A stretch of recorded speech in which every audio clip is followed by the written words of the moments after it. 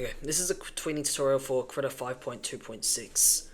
For tweening, you're going to need the dockers in settings, dockers, animation timeline, and animation curves.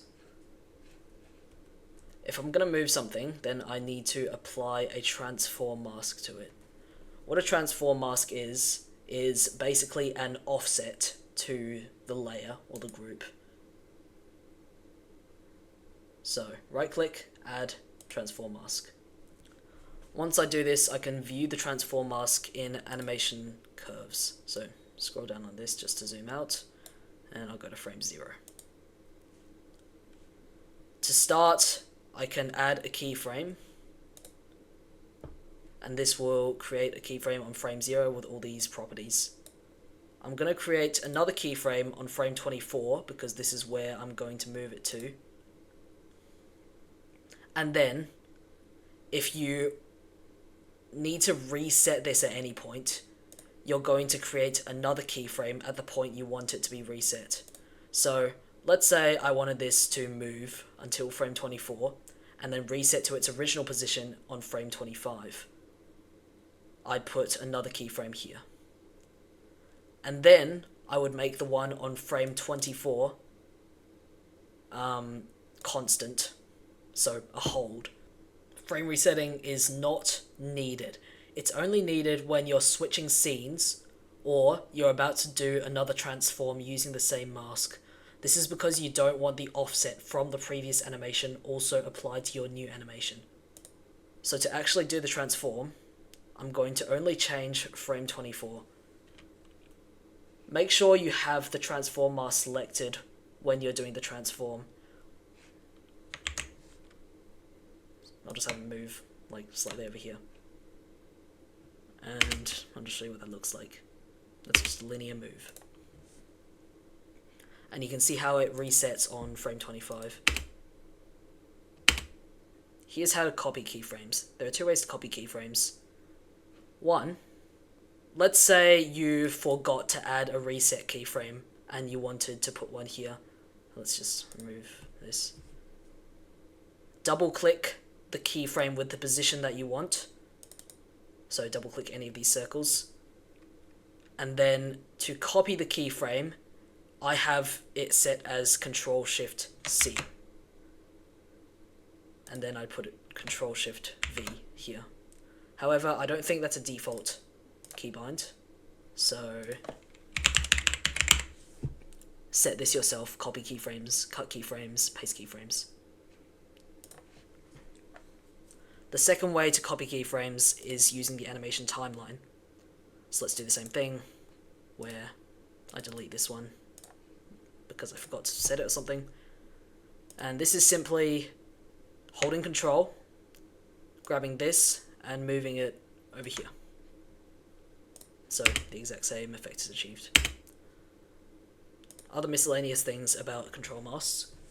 This is a useful button. This fits all the curves that are currently on screen to the view that you have.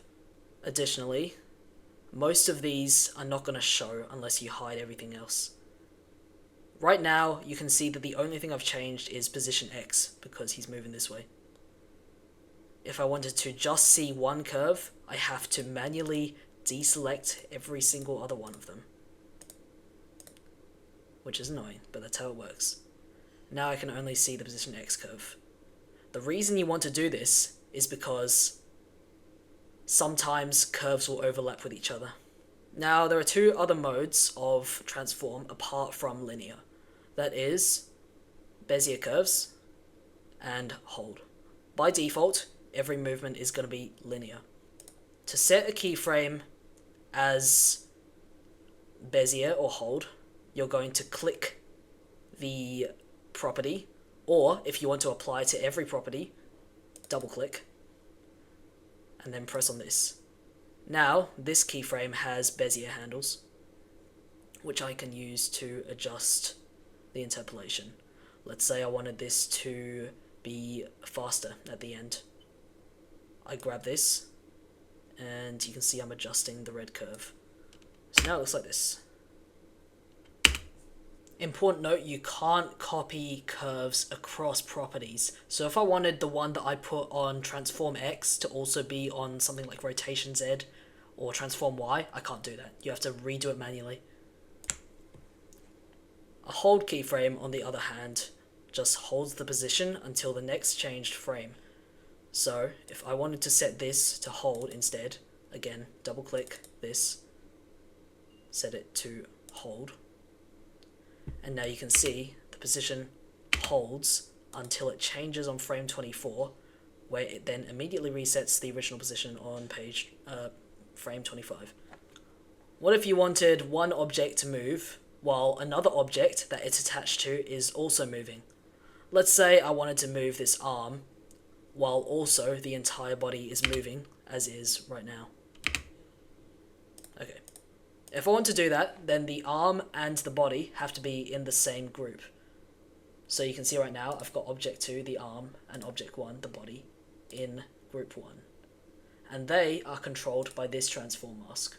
To separately move the arm, I also need to add a transform mask to object 2, which is the arm. So right click, add, transform mask. And you can see there's now a transform mask that controls arm and body, and a transform mask that controls only the arm. Go to animation curves to view this transform mask.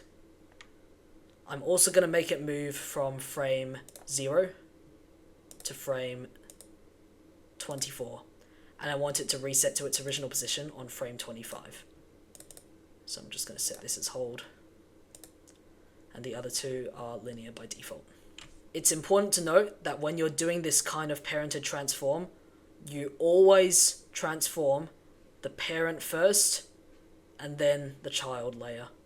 If I wanted to move this, then you can see that the arm is still technically over here, but because of the offset of everything else, it displays as being over here.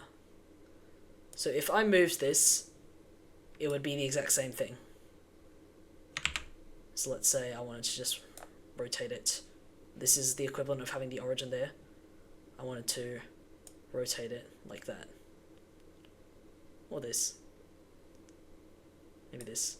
The origin, by the way, is what you're rotating or shearing or whatever around.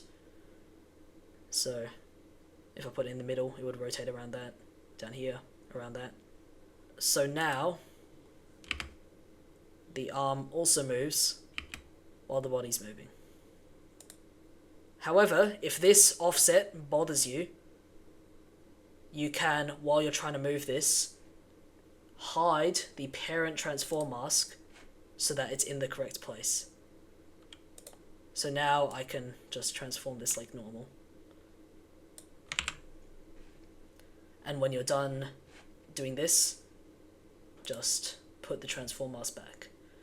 So hiding and unhiding transform mask basically turns on and off the offset that you've created on it. That is basically it for tweening. If you have any more questions about, the details of this, then please do ask in the comments.